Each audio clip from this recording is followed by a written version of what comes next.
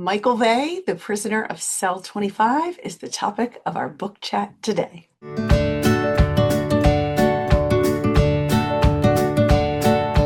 Hi, I'm Mary Wilson. I teach online book clubs for kids ages 8 to 10, 11 to 13, and this year I have a teen group, 13 to 15-year-olds, and we have been discussing probably on the tamer end, the younger end of young adult literature, or the older end of middle school.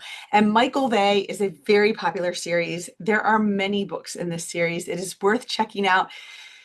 Think a little like X-Men, only in that it's like mutated humans that have powers, but all of their powers are the powers of electricity.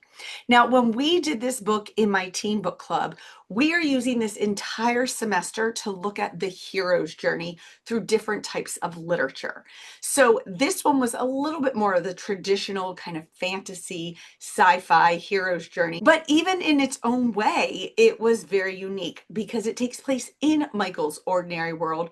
He doesn't go to a far-off fantasy place, but he is going to have to leave his home. So there were unique things. If you're curious to learn more about the hero's journey, check the links below. I actually have a self-paced course for the whole family that goes through the hero's journey using Finding Nemo. But that's neither here nor there. Let's talk about the things you could talk about in this book with your teen or a group that is reading it. Okay, so one of the things we talked about, because this is a focus of the hero's journey, but anyone could talk about it, is the mentor. Most heroes have a mentor in a book, right? Dumbledore, Gandalf, the older, wiser person who gives them advice. We do not have a traditional mentor in this book. So that's one of the things we talked about. Is there a mentor for Michael Vey? And this was such a great discussion because we had a lot of debate. There are people who will make arguments about the mom, and there are some excellent arguments to be made for the mom and how she has served as that role in Michael's life. You're going to meet a villain, Hatch, who is training the kids for bad. So one of the questions was Hatch a mentor in some way? Was he just the villain? Did he fulfill the role as a mentor? A few people, one of the students used the term fallen mentor. Ooh. That's some interesting thinking right there, right? Could you be a fallen mentor? And a few people argued for the idea, we often talk about in book club when we're looking at the hero's journey, that a mentor should be older. These are not your peers. These are not your friends and allies. This is someone older than you. But we did talk about the idea that this author might be using the idea of a partnership instead of a mentorship. So Michael is learning a lot from his friends, Austin in particular, and then some of the other kids he meets.